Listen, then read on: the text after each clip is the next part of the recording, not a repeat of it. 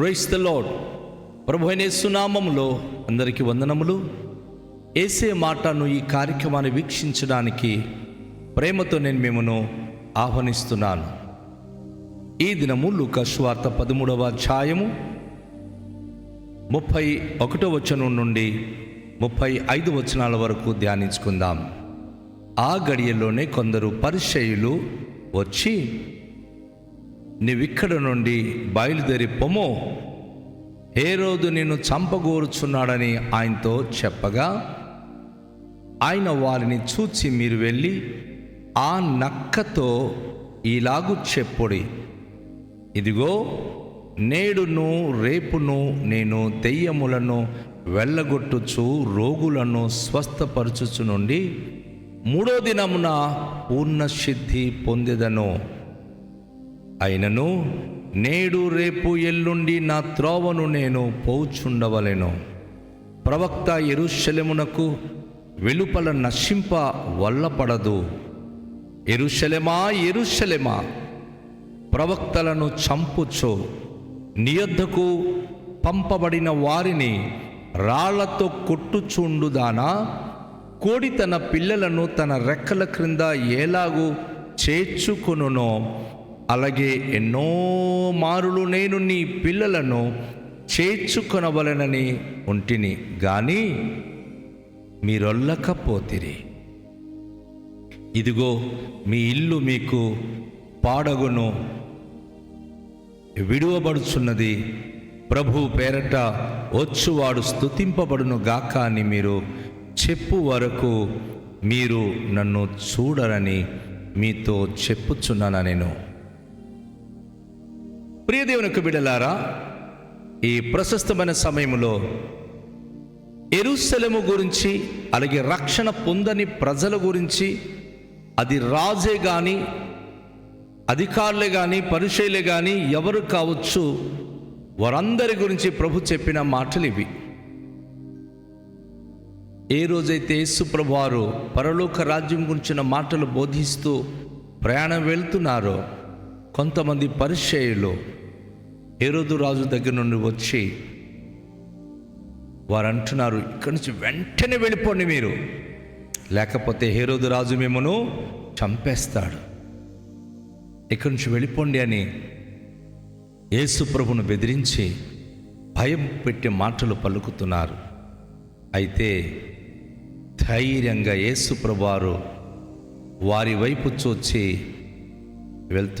చెప్తున్నారు, మీరు వెళ్ళి ఆ నక్కతో ఇలాగు చెప్పుడి, ఇదిగో నేడును రేపును నేను దెయ్యములను వెళ్ళగొట్టుచు రోగులను స్వస్థపరచుచు నుండి 3వ దినమున పూర్ణ సిద్ధి పొందెదను.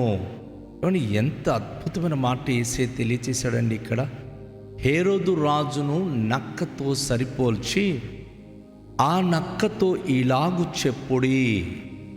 నక్కలు అది పంట నష్టము చేసేది. సొలొమోను రాజు అంటాడు, గుంట నక్కలు పూత పట్టినటువంటి ద్రాక్ష తోటలను నశింపచేసేటటువంటి పని పూనుకుంటుంది. ఇశ్రాయేలీయులు రక్షణ కలుగచేయాలని యేసు ప్రభు వచ్చారు. ఇశ్రాయేలీయులు ఆత్మీయ జీవితాన్ని పరిరక్షించాలని దేవుడు కోరుతుంటే, ఇశ్రాయేలు రాజులు ఒకరు తర్వాత ఒకరు ఇశ్రాయేలీయుల యొక్క ఆత్మీయ జీవితాన్ని తెంచుకుంటూ వచ్చారు. దేవుని ద్రాక్ష తోటైన ఇశ్రాయేలీయుల జీవితాల్లో ఫలించకుండా ఈ నక్కలుగా ఈ రాజులు వారు అనేక విధాలుగా ప్రజల జీవితానికి దోపిడీ చేసి దోచుకొని ఆధ్యాత్మికంగా వారికి అనేకమైన దుర్భాగ్యమైన స్థితిలోనికి నెట్టివేశారు, విగ్రహార్ధన చేయించారు, దేవునికి మర్చిపోయేలా చేశారు. అందుకే యేసయ్యకు తెలుసు ఈ యూద రాజుల యొక్క చరిత్ర. అందుకే మీరు వెళ్ళి ఆ నక్కతో ఇలాగు చెప్పుడి, నేడు రేపు నేను ఈ పట్టణంలో ఉండి దెయ్యాలను వెళ్ళగొడుతూ అనేక మందికి బాగు చేసి దేవునికి మహిమకరంగా ప్రజలకు విమోచన దయచేస్తున్నాను. అయితే నన్ను ఖచ్చితంగా మీరు చంపుతారు. 3వ దినాన నేను సంపూర్ణ సిద్ధి పొందేదను. మానవుడుగా నేను దిగి వచ్చాను, కానీ నేను చంపబడి తిరిగి లేస్తేనే నిజమైన రక్షకుడని, దేవుడని రుజువుపరచబడతాను. కనుక 3వ దినాన నేను పూర్ణ సిద్ధి పొందుతాను అని ప్రభు తన యొక్క మరణ పునరుత్థానమును గురించి ఇక్కడ స్పష్టీకరణ చేశాడు. నా సోదరి సహోదరుడా, చాలామంది చావు అంటే పారిపోతారు, భయపడతారు. కానీ గమనించారా, క్రైస్తవ బిడ్డలు మేము చనిపోయిన ప్రభుతో తిరిగి లేస్తామనే నమ్మకంతో చంపబడుతున్నారు. కానీ ఎవరు పారిపోవట్లేదు, భయపడట్లేదు. యేసు ప్రభువారు అదే చెప్తా ఉన్నారు. నేడు రేపు నేను అనేక అద్భుత కార్యాలు చేస్తాను, చంపబడతాను, కానీ 3వ దినాన నేను తిరిగి లేచి సంపూర్ణ సిద్ధి పొందుతాను. అయినను నేడు రేపు ఎల్లుండిన త్రోవలో నేను పోచుండగా ప్రవక్త యెరూషలేమునకు వెలుపట నశింప వల్లపడదు. ఒక బలమైన మాట యేసయ్య పరిచయులకి చెప్తున్నాడు. మీరు ఈరోజు ఈ గలిలయ ప్రదేశం నుంచి నేను యెరూషలేముకు వెళ్ళే దారిలో మీరు నన్ను అడ్డగించి మీరు వెళ్ళిపోండి అంటున్నారు కదా. దేవుని చిత్త ప్రకారంగా దేవుని యొక్క ప్రవక్తగా వచ్చిన నేను యెరూషలేములో నేను చావవలసి ఉన్నది. ప్రవక్త యెరూషలేములో చంపబడాల్సి ఉన్నాయి.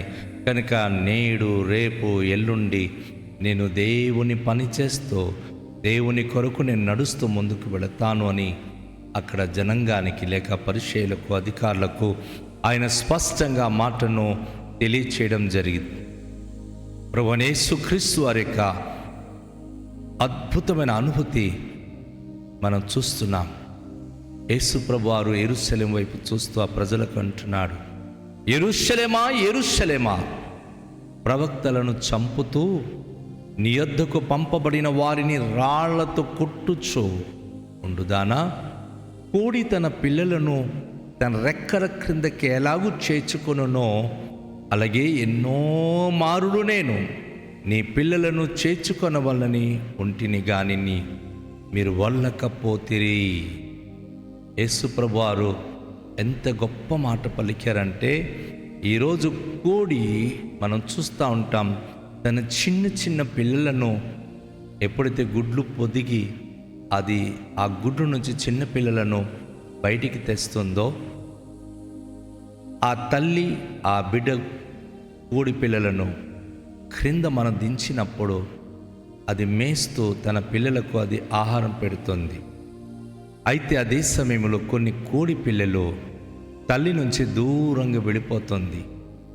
ఆ దూరంగా వెళ్ళిన ప్రతి కోడి పిల్లను కాకి కానీ గ్రద్ద కానీ తన్నుకొని పోయి పొడిచి పొడిచి చంపుతుంది. యేసయ్య ఎంత విలువైన మాట చెప్పారో. నా సోదరి వింటున్నావా? నా సహోదరుడు వింటున్నావా? నీ కొరకే యేసయ్య పిలుపుకు నువ్వు లోబడి, యేసయ్య వాక్యానికి నువ్వు అంగీకరించి నువ్వు దేవుని రెక్కల క్రిందకు వచ్చావా? దేవుని చేతి నీడలోనికి వచ్చావా? భద్రత కలిగి జీవిస్తావు. ఎన్నో మార్లు ప్రభు అంటున్నాడు, యెరూషలేమా నీ పిల్లలకి ఎన్నో మార్లు పిలిచాను. నువ్వు ఏ గ్రామం నుంచి ఏ పట్టణం నుంచి వాక్యం వింటున్నావో నా ప్రియ సోదరి, నా ప్రియ సహోదరుడా, ఎన్నో మార్లు నీ కుటుంబానికి, నీకు, నీ పిల్లలకు దేవుడు తన రెక్కల క్రిందకి రమ్మని పిలుస్తున్నాడు. వింటున్నారా? లేకపోతే యేసయ్య మాటకు నిర్లక్ష్యము చేసి గంతులు వేస్తూ దూరంగా దూరంగా వెళ్ళిపోతున్నారా? ఒకవేళ గనుక అలా దూరంగా వెళ్ళిపోతే కాకులు గ్రద్దలకు బలైపోతారు. దేవుని సంరక్షణ మీరు పొందుకోలేరు. భయంకరంగా మీరు శిక్షించబడి నశించిపోతారు. దేవుని యొక్క వాక్యం ద్వారా మనము ధ్యానిస్తున్నాం, దేవుని మాటల ద్వారా మనము ధ్యానిస్తున్నాం. అందుకే యెరూషలేమునకు ప్రభు అంటున్నాడు, యెరూషలేమా యెరూషలేమా, నీ దగ్గరికి పంపబడిన ప్రవక్తలను చంపుతున్నావు గాని రాళ్లతో కొట్టి వారికి నశింపు చేస్తున్నావు గాని దైవ స్వరాన్ని మాత్రం వినట్లేదు. నిన్ను పిలిచే సేవకునికి, బోధించే సేవకునికి నువ్వు మాటలతో గాయపరిచి చంపుతూ దూరంగా వెళ్ళిపోతున్నట్లయితే కాకులు గ్రద్దలు నీ కొరకు ఎదురు చూస్తుంది. అయ్యో, నువ్వు అనుకున్న గడియలో నీకు, నీ కుటుంబానికి ఆ కాకి గ్రద్దలు నిన్ను నాశనము చేసినప్పుడు చాలా ప్రమాదం, మరణమే తప్ప మరొకటి లేదు. సో ప్రభు అంటున్నాడు, ఎన్ని మార్లు నిన్ను పిలిచినా, నేను చేర్చుకోవాలని ఆశపడినా నువ్వు నా మాటలు వినకపోతివి, నువ్వు నా మాటకు దూరంగా జీవించావు. అయితే ప్రభు ఈ మాటలు తెలియచేస్తున్నాడు, ఇదిగో మీ ఇల్లు మీకు పాడుగాను విడువబడును, ప్రభు పేరిట వచ్చువాడు స్తుతింపబడును గాక అని మీరు చెప్పు వరకు మీరు నన్ను చూడరని మీతో నిశ్చయంగా చెప్పుచున్నాను. ఈరోజు ప్రపంచ సార్వత్రిక మానవ జాతి కొరకు ప్రభు చెప్పిన మాట, ప్రభును విశ్వసించక తన రక్షణ, మన రక్షణార్థమై తను కలువరి శిలువలో చనిపోయిన ఆయన కార్చిన రక్తాన్ని నువ్వు అంగీకరించక, రక్తంతో కడగబడక, సిలువ నీడలో శరణుజొచ్చక జీవిస్తే రేపు వచ్చే కష్టకాలము నీ ఇల్లు నీకు విడువబడుతుంది, నీ కుటుంబము నీకు విడువబోతుంది. భయంకరమైన స్థితిలో నీ జీవితాన్ని నువ్వు నాశనం చేసుకోబోతున్నావు. అయితే ప్రభు రాకడలో ప్రభు పేరట వచ్చువాడు స్తుతింపబడును గాక అని ఎంతమంది అయితే చెప్తారో, ప్రభును ఎంతమంది అయితే విశ్వసిస్తున్నారో అంతవరకు ప్రభు యొక్క సన్నిధి వారు అనుభవించలేరు, చూడలేరు. ఈ దినము దేవుని మాటలు వింటున్న నా ప్రియ సోదరి, నా ప్రియ సహోదరుడా, ప్రభును స్తుతించు, ప్రభును విశ్వసించు, ఆయన యొద్దకొచ్చి ఆయన రెక్కల క్రింద ఆశ్రయం కలిగించుకో. నిశ్చయంగా నీవు, నీ కుటుంబము రక్షించబడి దేవుని మహిమగల ఆయన రాకడలు ఎత్తబడి ఆయన రాజ్యములో చేరే భాగ్యవంతులగుదురు. ఆయనకు విడిచి దూరంగా ఉండవద్దు. యేసును అంగీకరించి యేసయ్య మాట విని ఆయన రెక్కల క్రిందకు వచ్చినట్లయితే సంరక్షించబడి తన రాజ్యానికి వారసులుగా జీవించగలుగుదాం. రండి, తలలుంచుకొని ప్రార్థన చేద్దాం. దయగల తండ్రి, ఈ ప్రశస్తమైన సమయంలో మీరు మాతో మాట్లాడిన మాటల కొరకు కృతజ్ఞతలు చెల్లిస్తున్నాం. మీ అందు విశ్వాసం కలిగి వాక్యమును బట్టి జీవించే భాగ్యం అనుగ్రహించండి. ప్రతి ప్రియ కుటుంబానికి మీరు దర్శించండి, ప్రతి ప్రియ కుటుంబానికి మీరు ఆశీర్వదించండి. వాక్యపు వెలుగులో ప్రతి బిడలకు మీరు నింపి నడిపించండి. ప్రభువా, మీకు విస్మరించి మీకు దూరమై నశించిపోకుండా మిమ్మల్ని అంగీకరించి విశ్వసించి మీ రెక్కల క్రింద భద్రత కలిగి మీ రాకడలో ఎత్తబడి మీకు మహిమపరుసు జీవించే భాగ్యవంతులుగా ప్రతి ప్రియ కుటుంబానికి అట్టి భాగ్యము ప్రసాదించుమని యేసు నామములో ప్రార్థిస్తున్నాము తండ్రి, ఆమేన్. అందరికీ షాలోం. ప్రభు మనను దీవించునుగాక.